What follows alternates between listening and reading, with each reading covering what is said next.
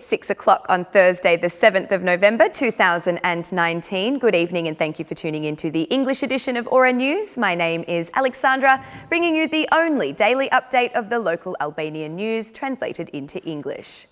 The President of the Republic, Ilir Meta, in a letter sent to the Assembly, the Ombudsman and the Council of Justice appointments, clarifies the inability to elect the second member of the Constitutional Court after the election of Besnik Muci.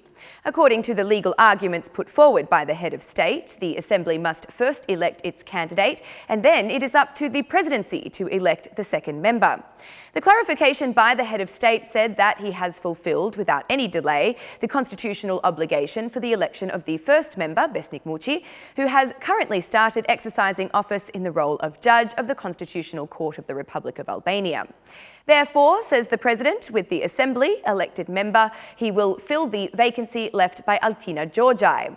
According to the Presidency, the exercise of this constitutional right of the President of the Republic has been attempted to be openly infringed upon by the administrative activity pursued by the President of the Council of Appointments and Justice, who has sent the list for filling this vacancy on the same day as the first vacancy. The President of the Republic seeks the engagement of the President of the Council on Appointments and Justice, as this issue, which has been considered of little importance, is creating a pathway to irreparable consequences for the naming bodies and the process as a whole. Meanwhile, the Justice Appointment Council has come together to discuss the letter from the President of the Republic.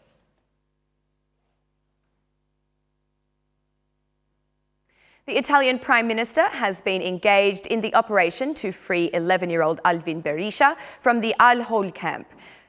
His father, Alvin Boresha, in an exclusive discussion with Ora News from Italy, expressed his initially ecstatic emotions as a result of this good news, although he stated that he still finds it hard to believe that he will actually be able to rejoin his son once again. Thank you all for taking the time to carry on with this case. Alvin left the camp yesterday at 10 o'clock and is now located in Damascus. He's good. He was afraid when he came out of the camp that he didn't know the people around. I spoke to him and told him not to be afraid of his father's friends. When he spoke to me, he said, "Dad, I'm coming."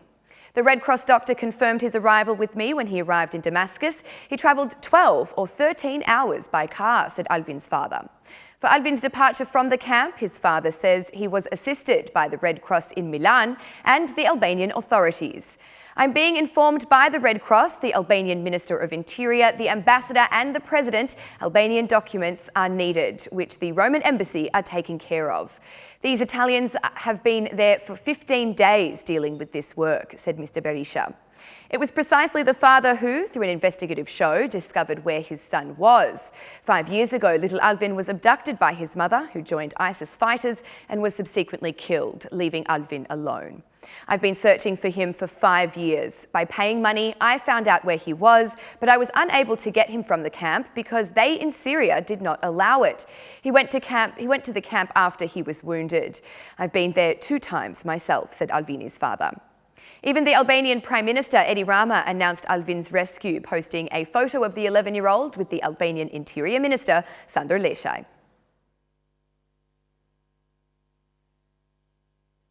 The Parliamentary Security Committee approved in principle the project resolution on foreign interference in the election campaign and has decided to accept 8 amendments raised by the former Foreign Minister Ditmir Bushati. Speaking before the Security Committee responsible for the resolution was Talon Balla, who repeatedly took care to stress that the initiative was open by demanding that the Socialist colleagues' suggestions be taken into account. In the proposals by the former Foreign Minister, it is also spoken of cyber warfare, which is related to the debate on 5G technology. The Commission decided to set up a working group with representatives from both the majority and the opposition so that each proposal could be considered and finally a document agreed upon by all parties. However, the meeting did not progress without debate between Talon Balla and the new opposition MPs. According to Talon Balla, who has consistently defended it, the resolution is indispensable, as Russia is not the only state seeking to intervene in our country's electoral processes.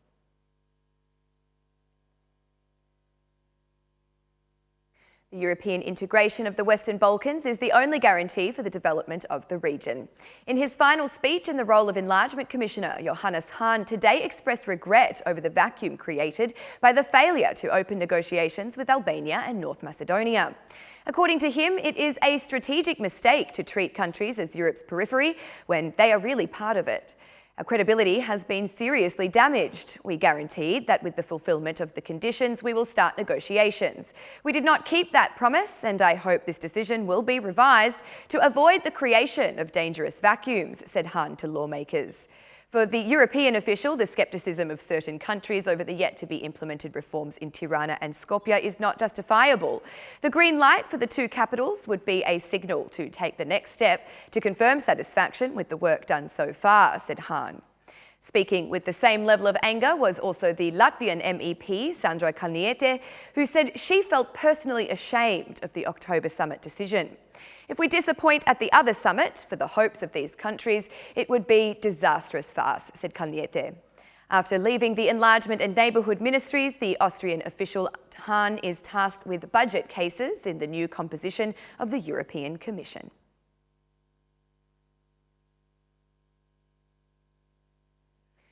It's not only a perception, the high level of corruption in Albania is a fact, according to the World Bank report, which revealed through a survey of 400 businesses that corruption has seen a significant expansion in Albania over the last 6 years. A report related to a business survey and economic overview shows that 36% of businesses admitted to bribing officials at least once. This figure is 3 times higher than the regional average and twice as high as the world average. The report notes that the demand for bribes in our country is almost 3 times higher than the average of Europe and Asia, which reach 11.9%, while the global rate stands at 17.4%. According to the World Bank, the Albanian companies have been forced to pay more bribes for government officials. The indicators taken into account for the World Bank report, which is published once every 6 years, has noted deterioration at a rate of 200% when compared to the report compiled in 2013. Once every 6 years, the World Bank conducts the so-called Enterprise Survey in all Eastern European and Central Asian countries, where companies are asked about key issues related to the business climate, such as corruption, taxes, crime, and the regulatory environment. The report points out that corruption by public officials can be a huge administrative and financial burden for firms. Corruption creates an unfavourable business environment by undermining operational efficiency and increasing the costs and risks associated with running a private firm. The report points out that firms are required to make unofficial payments from public officials to solve their problems, such as obtaining permits and licences. The report indicates that firms in Albania are regularly required to pay bribes when seeking building permits. Payments are usually made during meetings with tax officials.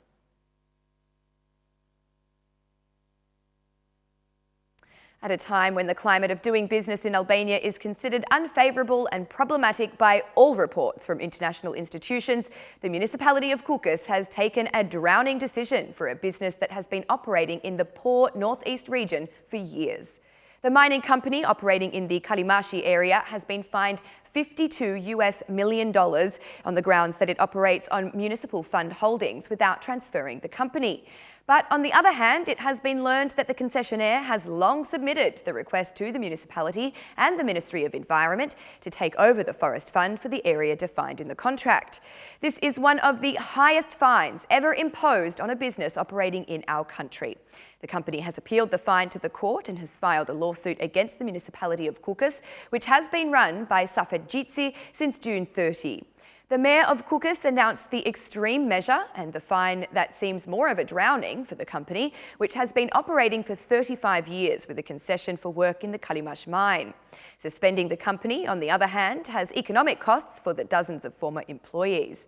But despite this, Gjitsi says he will not withdraw and that the $52 million fine must be paid, which would, in turn, also solve the financial problems of the municipality, which has been led by the Socialists since the June 30th elections.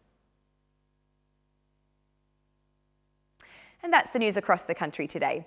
Thank you for watching our English edition this evening, and be sure to join us again every Monday to Saturday at 6 p.m. for the latest news from Albania. Once again, on behalf of Ora News, thank you and good night.